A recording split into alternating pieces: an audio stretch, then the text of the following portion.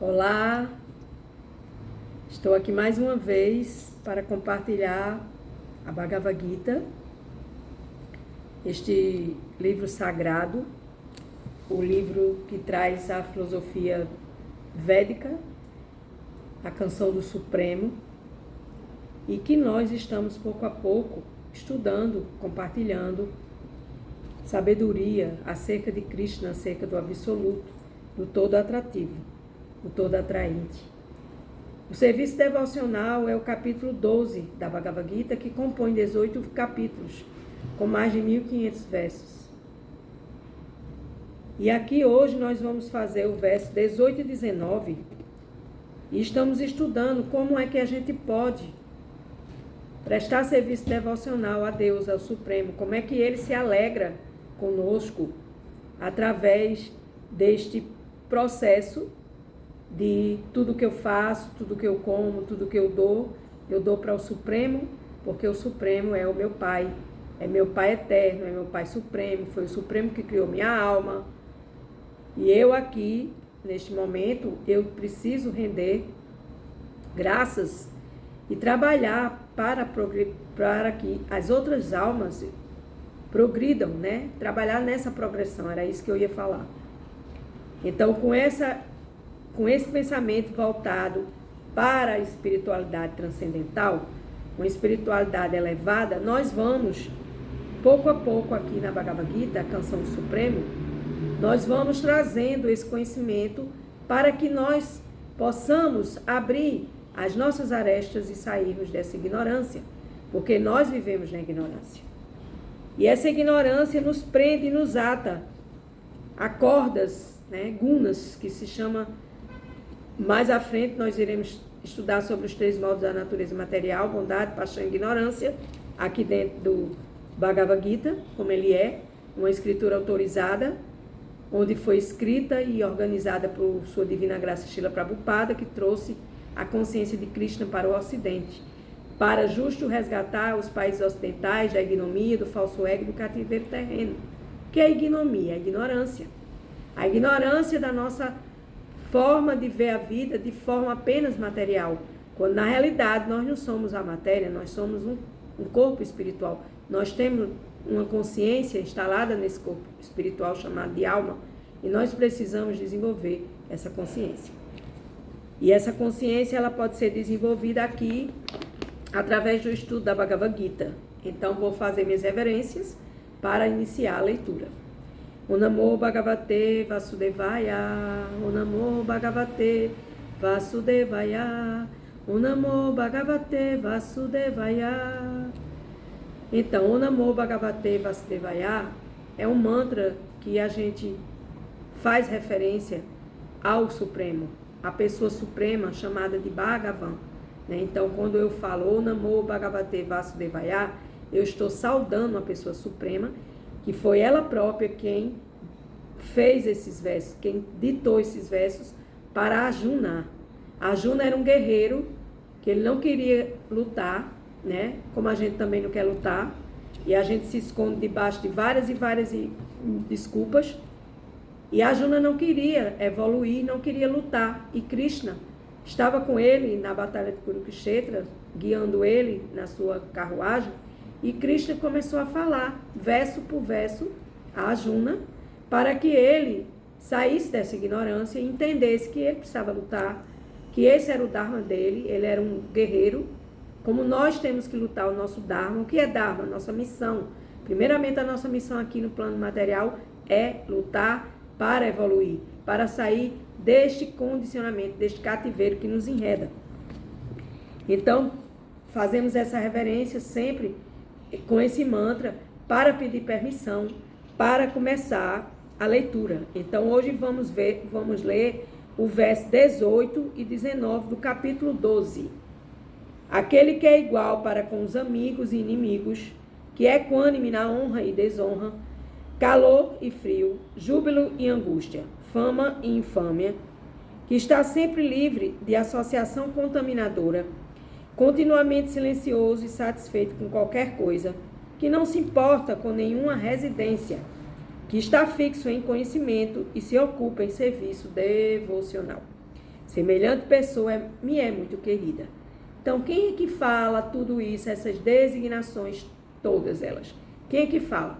O Supremo, Bhagavan, a pessoa suprema.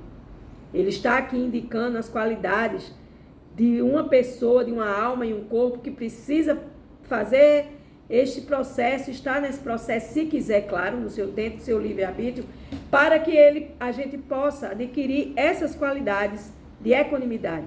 Essas qualidades de equanimidade são qualidades que você trata igualmente seu amigo e seu inimigo.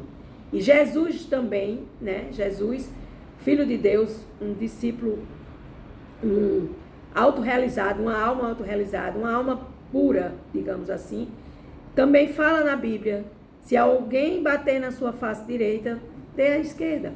E quem é que faz isso? Mas estamos aqui escutando diretamente da pessoa suprema, Krishna, né? O todo atrativo, o todo atraente, Krishna e Radha. Radha e Krishna, o casal transcendental. Krishna na sua porção masculina e Radha na sua porção feminina.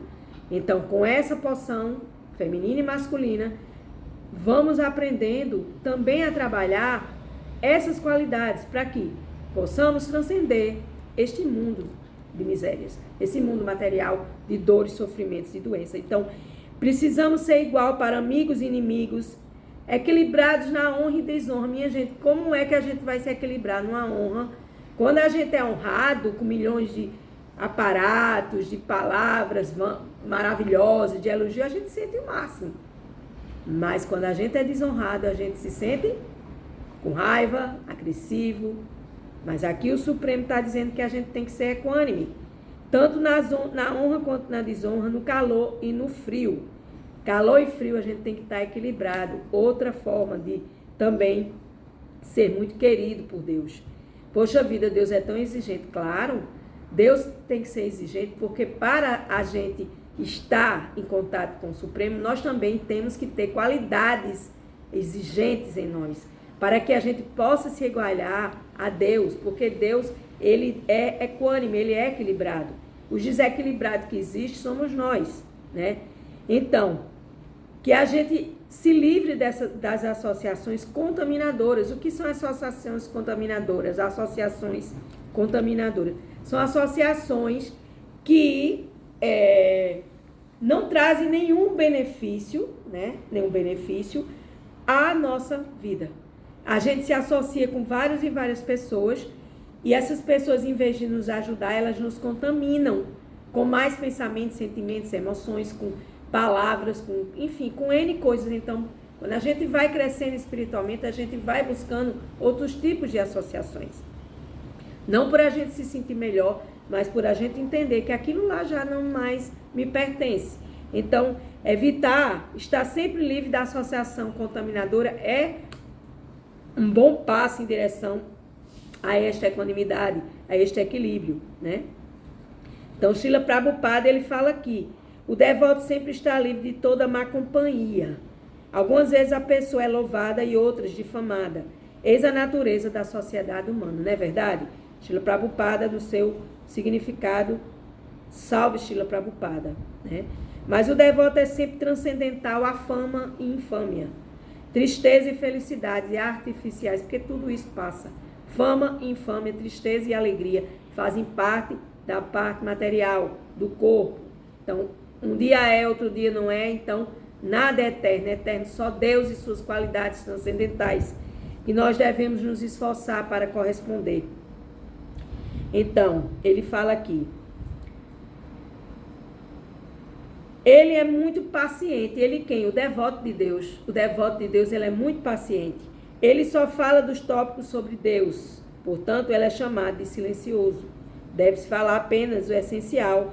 E a conversa deve ser em prol do Senhor Supremo. Então, a gente deve estar sempre tendo na nossa fala, na nossa língua, uma conversa sobre o Supremo Deus, para que isso possa banhar a gente de purificação e de luz, tirando a gente desse cativeiro terreno que nos traz tantas infelicidades, né?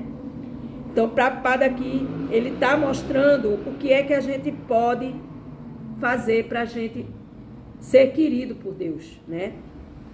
Tampouco se importa com acomodações residenciais. Algumas vezes ele pode morar debaixo de uma árvore, pode morar num edifício suntuoso, e ele não sente atração por nenhum dos dois, porque tanto faz que eu vou me embora daqui mesmo, que é que adianta eu ficar toda me sentindo a tal, porque eu moro numa cobertura, no edifício mais caro da cidade. Porque vai chegar o tempo que eu vou ter que abandonar tudo isso, e isso é tudo passageiro. Então, é melhor a gente trabalhar as qualidades para que o Supremo sinta prazer em dizer: esse meu devoto, ele se esforça em trabalhar as qualidades. Ele é chamado fixo porque é focado em determinação e conhecimento. Então, ser determinado no conhecimento acerca do absoluto. Então, sem boas qualificações, ninguém pode ser devoto puro. Então, muitas vezes a gente ouve falar em outras religiões, entrar no reino de Deus, e o reino de Deus, pois é, o reino de Deus não é fácil entrar no reino de Deus, porque aqui a gente está vendo aqui, neste verso, que nós precisamos trabalhar essas qualidades para que a gente possa ser querido por Deus e que Deus possa estar feliz conosco, porque a gente não tem que agradar a nenhuma alma condicionada, que são os seres humanos. A gente tem que agradar primeiramente a Deus, né? Então, em desenvolvendo essas boas qualidades, a gente ocupa a nossa consciência em Deus, em Krishna, e a serviço devocional, né? E desenvolve esse serviço devocional. Então, verso 18 e 19, e vamos hoje ao verso 20, para terminar finalmente o capítulo 12, e no próximo compartilhamento, nós vamos ao capítulo 13, que é a natureza, o desfrutador e a consciência.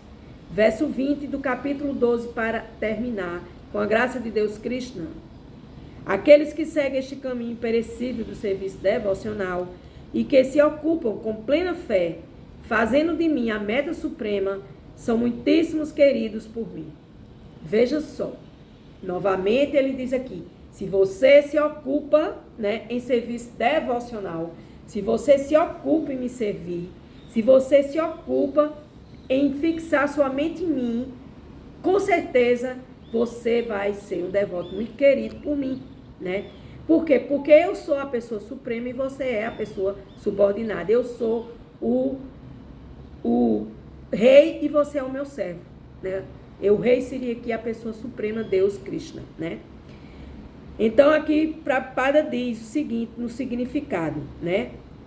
A ocupação eterna chama-se religião, mas não é a religião propriamente dita, mas sim a filosofia de vida, a filosofia da Bhakti Yoga, a filosofia da Yoga da devoção, onde eu vou trabalhar esses assuntos espirituais e vou desenvolver a minha consciência servindo a Deus em serviço devocional. Servo de Deus significa aquele que serve a Deus sempre, hoje, amanhã e depois. Todos os dias é dia de servir a Deus, todas as horas, segundos e minutos, e átomos de segundos, de milionésimos de segundo. Então não existe tempo, o tempo é sempre de serviço, né? Então ele diz aqui, aquele que se ocupa no caminho e se ocupa em servir a pessoa suprema, né? Este sim é muito querido por Krishna, por Deus, né? E não resta dúvida de que o serviço devocional à personalidade de Deus é o melhor de todos os processos de compreensão espiritual, né? Então, em outras palavras, através da boa companhia, a pessoa desenvolve apego ao serviço devocional quando a gente escuta, quando a gente cresce, quando a gente memoriza, quando a gente coloca no nosso coração que não existe caminho melhor e vai agradar principalmente a pessoa suprema, né? Então, aqui no verso 20, estes que seguem este caminho imperecível, ou seja, aqueles que não deixam de trabalhar para Deus, aqueles que estão no imperecível serviço devocional e que se ocupam com plena fé. Fé é prática, minha gente. Fé não é só de boca, eu tenho fé em Deus, Deus me livre, Deus diz aquilo. Não, pratica a fé em Deus que vocês vão ver essa relação crescer, essa relação se aprofundar mais dentro desse processo devocional, né? Então, a gente pode ouvir sobre Deus, cantar os santos nomes de Deus com o grande mantra Hare Krishna. A gente pode observar os princípios reguladores da Bhakti Yoga, que é a Yoga da devoção. A gente pode trabalhar a nossa fé, a gente precisa trabalhar a nossa fé em direção ao Supremo, a gente pode trabalhar o nosso apego e a nossa devoção em direção ao Supremo. E assim a gente vai transcendendo essa matéria que nos escraviza e nos deixa infelizes. Porque as coisas aqui da matéria, elas são passageiras, elas não são permanentes. A única coisa permanente que se tem é a alma, serva de Deus, criada por Deus, e o serviço que nós damos a Deus com amor, gratidão e devoção. E este serviço pode ser vários exemplos. Eu citei aqui: ouvir, cantar, lembrar, indagar sobre o Supremo, estudar, pegar os livros sagrados, os livros que trazem essa compreensão, buscar entendimento. Por quê? Porque a gente precisa entender essa natureza de Deus. A gente precisa entender quem é que desfruta disso tudo. Sou eu ou é Deus de nós? Quando a gente está nesse serviço devocional, Deus, ele está desfrutando juntamente com nós desse êxtase transcendental. Não é este êxtase material, porque este êxtase material não é nem êxtase, é sofrimento material, porque a gente tem, daqui a pouco a gente não tem, né? E aí a gente vai desenvolvendo essa consciência acerca de Deus, acerca do que é servir a Deus, do serviço devocional, né? Então, a gente precisa buscar autorrealização. O que é autorrealização? Autorrealização é quando eu me realizo como alma neste corpo. E eu estou aqui agora e sabendo que eu sou uma alma e que eu preciso trabalhar porque eu sou serva de Deus, porque a função constitucional da alma é servir a Deus e não servir a matéria. Ah, mas eu estou na matéria, eu tenho as coisas materiais, Deus me dá coisas materiais pelo seu merecimento, pelos seus créditos piedosos. Tudo aquilo que a gente faz tem um valor. O valor e o valor espiritual, o valor transcendental, o valor que a gente se direciona a Deus, esse valor ele é eterno. Agora, o valor das coisas materiais são perenes, elas acabam. Jesus diz na Bíblia, a traça vem e corrói, e a traça corrói e o ferrugem, né? O ferrugem, a traça e o ferrugem, eles terminam com essa validade material das coisas, né? Então, a gente precisa trabalhar sem também querer resultados. Eu faço, eu quero resultado, eu fiz isso, eu quero aquilo, eu fico ansioso, não sai como eu quero. Então, você para, respira, medita, canta o mantra Hare Krishna e você diz assim, tá entregue aqui, Deus, a ti, os meus serviços. Tu que sabes o resultado. Então, a partir do momento que eu entrego a Deus, eu me desocupo. Eu me despreocupo, mas a gente faz isso? Não, a gente faz justamente o contrário. Quando as coisas não saem como a gente quer, a gente fica ansioso, a gente fica angustiado, a gente quer controlar e a gente não vai controlar, porque quem controla é Deus. Botem isso na sua cabeça. Nada a gente controla. Nós não somos controladores de absolutamente nada. Nós não controlamos nem nossa vida, imagina as coisas materiais, né? Então, praticando esse serviço devocional puro, a gente vai se melhorando gradualmente na compreensão da nossa espiritualidade, da nossa alma e nosso corpo, né? Serviço devocional, ele está descrito aqui no capítulo 12 da Bhagavad Gita, e ele é apropriado para que você entenda a sua relação com Deus de serviço, de servo, de serviço devocional. Devocional significa eu me devociono à pessoa suprema, eu me devociono a Deus, a Krishna, né? Eu me devociono ao meu Deus para que Deus controle minha vida, que me dê justamente nada mais, nada menos daquilo que eu mereço, né? E aí eu não tenho que ficar me preocupando com as coisas para minha sobrevivência. Por quê? Porque se eu tenho fé, eu entrego. Eu confio primeiramente em Deus, entrego, agradeço, certo? O Ho Oponopono diz assim, entregue, confie, agradeça. Aqui se diz o contrário. Confie em Deus, agradeça a Deus, porque o merecimento vem em sequência.